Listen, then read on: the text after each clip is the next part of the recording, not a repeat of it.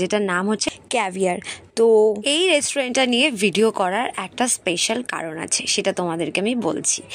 এইখানে চলছে unlimited buffet offer, যেটা পড়ছে মাত্র 250 টাকা, 249। এখানকার অ্যাম্বিয়েন্সটা আমার এত ভালো লেগেছে, যদিও এখানে দিনের বেলা এলে বেশি ভালো লাগতো, তারপরেও রাতের অ্যাম্বিয়েন্সটা একটা আলাদাই অন্যরকম ছিল। আর আমরা গিয়েছিলাম ডিনারে এখানে। সেদিন আমি আর পার্থ চলে গেলাম রেস্টুরেন্টে। অ্যাকচুয়ালি পার্থ আমাকে রাখি ট্রিট দিল। আর এখানে ছিল পুরোটাই চাইনিজ আইটেম, আর চাইনিজ তো আমার সব থেকে ফেভারিট। তো এখানে প্রথমেই নিয়ে নিলাম আমি গাদা গাদা করে স্যালাড, যেটা আমি খেতে প্রচণ্ড ভালোবাসি। আর পরপর এখানকার সব ডিটেলস আমি তোমাদেরকে দিতে থাকছি। তো এখানে ফার্স্টে ছিল স্যালাড, যেটা তো কমন থাকবেই, আর তারপরে ছিল হচ্ছে স্যুপ। টেস্টের ব্যাপারে আমি পরে আসছি। আর তারপরে ছিল হচ্ছে চিলি বেবিকর্ন, তারপরে ছিল ড্রামস অফ হেভেন, যেটার টেস্ট নিয়ে আমি তোমাদেরকে পরে বলছি, জাস্ট অসাধারণ ছিল।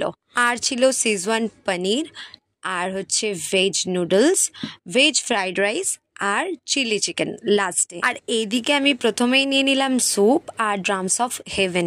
তো প্রথমেই আগে স্টার্টারটা ট্রাই করব, কেমন লাগছে খেতে তোমাদেরকে বলবো, তারপরে মেন কোর্সে যাচ্ছি। আর এবারে আসি টেস্টের ব্যাপারে। তো প্রথমে আমি ট্রাই করে নিয়েছিলাম স্যুপটা জাস্ট ওয়াও ছিল, একদম স্পাইসি দারুণ টেস্ট ছিল, গরম গরম।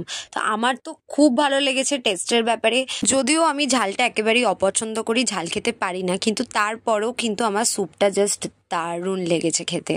আর ড্রামস অফ হেভেনটা উফ, সেই লেভেলের টেস্ট ছিল এটার। একটু গরম গরম হলে আরও ভালো লাগতো।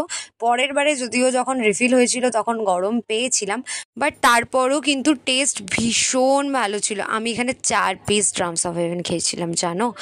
আর তারপরে ট্রাই করে নিলাম আমি এই বেবিকর্নটা একটু প্রবলেম হচ্ছে, সেটা একটু শক্ত ছিল, যদিও গরম গরম খেলে হয়তো আরও ভালো ছিল, বাট আমি গরম গরম পাইনি, আমার অ্যাভারেজ লেগেছে বেবিকর্নটা।